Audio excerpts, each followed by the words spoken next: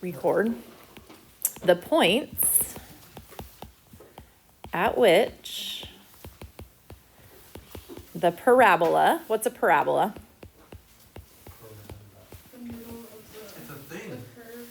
It's a curve, right? It's the U-shaped curve, okay? The point at which the parabola, the U-shaped curve, intersects the x-axis. Are you recording? Yes, I am. Okay, so it's the point where the parabola hits the x-axis. That is called a quadratic root, okay? So one of the things you may call these is find the roots. If I say find the roots, I'm saying find where the parabola hits the x-axis. There's 3 other things you can call it, okay? One of them is find the zeros. Let's think about that. Why would I call a place where it hits the x-axis a zero?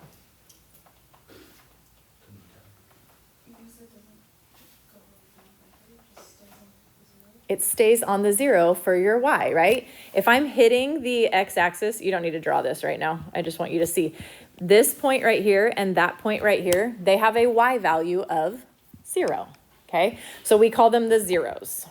That's one thing, okay? Another thing we call them is we call them the solutions. They are the answers, the solutions to a quadratic equation are the zeros, the where it hits the x-axis. And the last thing,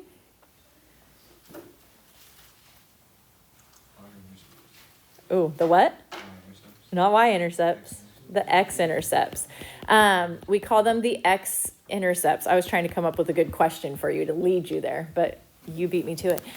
They are called the x-intercepts. It's where does it hit the x-axis, okay? So you may call them zeros, you may call them solutions, you may call them x-intercepts, and you may call them roots. They all are interchangeable. They're saying the same thing, okay? Oh, why are we not on notes, you guys? Take notes with me.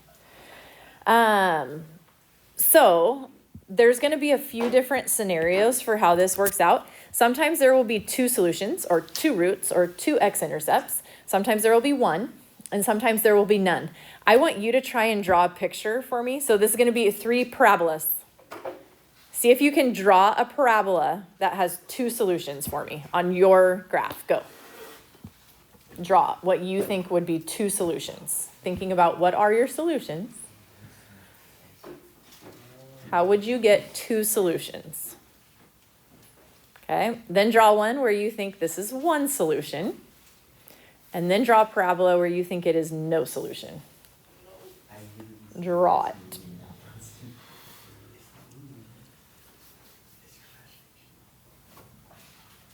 That is correct, Caleb. Kiana. Oh, which one were you on? That would be 2 solutions that you drew. Do you have 2 drawn right now? I only see 1. Because it's how many times is it hitting the axis. Logan, if you drop it down a little bit, that'll be 2 solutions. Nick, what are you doing right now? That is not math. I don't care if it's cool. It's not cool for me. I need you doing math right now. Okay, so 2 solutions. We said your solutions are your x-intercepts. So how many times do you need to hit the x-axis to have 2 solutions? Twice. So an example of 2 solutions might be something like this. My solutions would be here and here. Okay, that's 2 solutions. So how do I make it have 1 solution? How do I make a parabola only hit the x-axis 1 time? Yeah. You raise it up a little bit, so one of the sides only hits it. Not one side. What is going to hit it? Just 1 point. Just your vertex, okay? 1 solution would look something like this, maybe, right? Your vertex is the only point that hits the x-axis. That is 1 solution. So how do you do no solution? You don't do anything. Not this way. No, I mean, well, it's like it's not on any axis. It's just like it's never going to hit the x-axis, right? So it could look like this, Yeah, that. or it could look like this, right? It will never hit this axis. So if it never hits it, that's no solution. If it hits it once, it's going to be the vertex that hits it. Okay, that's one solution. Two solutions means it hit in two separate places. Okay? Okay, so here's what we're going to do with this. I think I overshot this a little bit. We'll see how it goes. Here's the deal, guys. You've done a lot of these now, right? So hopefully this is becoming second nature for you. Can you tell me what form this is starting in? Is this standard form or vertex form? Standard. This is standard form. Do you remember what we did first in standard form to graph? Axis of symmetry. X equals negative b over 2a. Okay? So I'm not doing anything new with you right now. You've done this. The new part comes at the very end of the problem. Let's walk through this. If we do a negative b over 2a, a is what number? 4. No. A is what number? -4. No. A is 1. Okay. B is what number? No. 4. B is 4. Okay. So if my A is 1 and my B is 4, and we're going to do negative b over 2a, it's a negative 4 over 2 times 1, which is negative 4 over 2. Remember, you have to multiply this before you divide. So you get what? Negative 4 divided by 2 is? Negative 2. Okay. Remember, this is going to be our middle number, negative 2. How do we figure out where our vertex falls? You plug it in. Parentheses matter. You must put it in parentheses. So it's x squared plus 4 times x minus 5. Okay. This will be your setup for every single one you plug in. What do I plug in there? A negative 2 for the first one anyway. So plug a negative 2 in. God bless you. God bless you. So plug this into your calculator. Okay. Negative 2 squared minus 4 times negative 2 minus 5. You get 7. No? Did you not get 7? Oh, yeah, I did it wrong. Hold on. I put a minus instead of a plus on my 4. Negative 9? Is that what you got? Yeah. Negative 9, yes.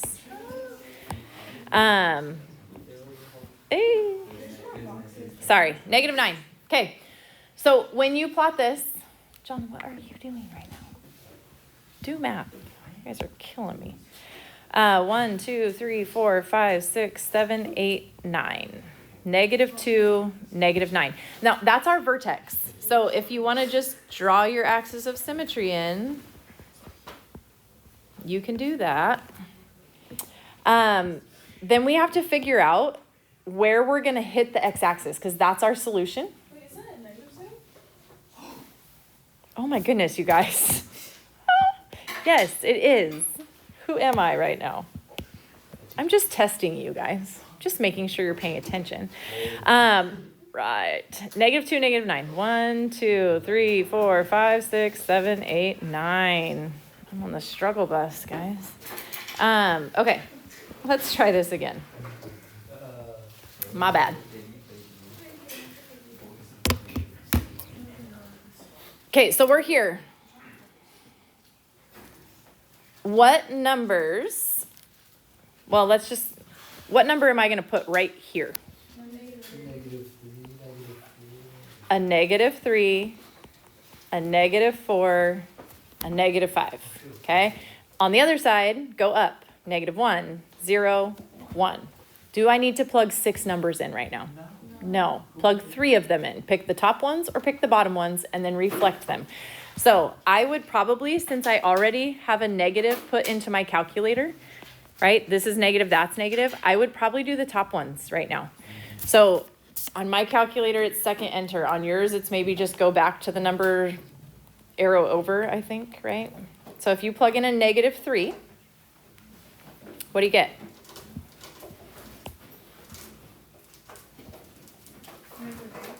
Yep, plug in a -3 here and a -3 here, and you should get -8, which means -1 is also gonna get you a -8.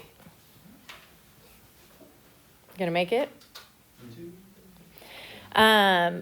So drop those in. That's those 2 points. Okay, now plug in a -4 in place of the -3 or the -2. Second enter, -4 and -4. Make sure you change them both, okay? Okay.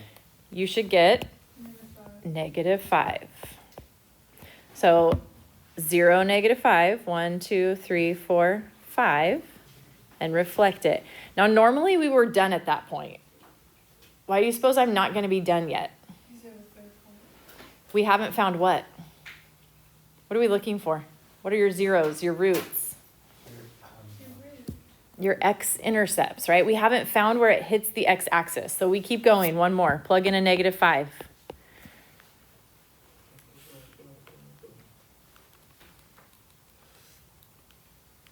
Look what happens. What'd you get? 0. When you get a y value of 0, that's your answer. Okay? So 1, 0 is right here. Reflect that over here. There's your graph. How many solutions do we have? We have, 4. 2 solutions.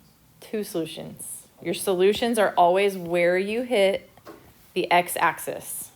Looks like Arthur, don't you think? Those are his glasses. Do you remember Arthur? Anyone watch that as a kid? Okay, so you have 2 solutions. Look at where your solutions are. It's where your y value is 0. So you're looking for an x value where your y value is 0. That means your solutions, they put the blanks over here. X equals 1 and -5. By the way, she does her answers like this. When you check your answers in the homework, she does a bracket with, I don't like that. I just say x equals. Tell me what x equals. X equals 1 and x equals -5. But when you check your homework, it's going to look like this. I don't write it in that notation. Okay? Questions on that? No. Okay, let's do the second one. I'm going to change your homework, by the way. We're not going to get through all of this, so we're going to break it up. Okay, this one, x equals -b over 2a. So you're going to go the opposite of b. Let's just identify a and b real fast. What's your a value? 1. A is 1. What's b? -2. Excuse me. Do math with me. B is -2. Okay? So you're going a -2, which is a +2 over 2 times 1. 2 over 2 is 1. That's your middle. It's also your axis of symmetry. X equals 1. If you want to put that dotted line in, you totally can. Okay, now we plug that in. X squared minus 2 times x plus 1, right? This is going to be your setup every time. You're just plugging new numbers into it. So the first number we're going to plug into this is what? 1, the x that we found. Okay, so plug that into your calculator. 1 squared minus 2 times 1 plus 1. What do you get? Did you get 0? Okay, plot that. 1, 0. What do you notice? One solution. Where did it hit?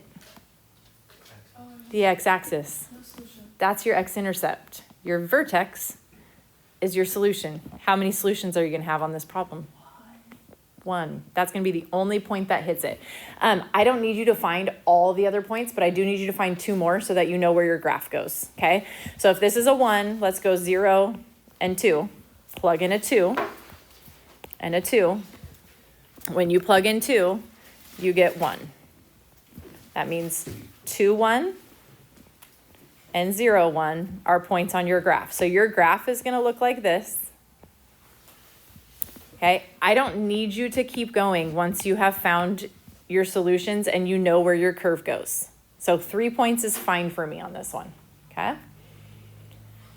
What is your solution? One solution. It is one solution, but what is the actual solution? It's 1 and 0. X equals 1 and 0. X equals 1, because that's where your y is 0. So your answer is your x value where your y is 0. Okay, so x equals 1. Questions on that? Okay, let me tell you what we're going to change about the homework.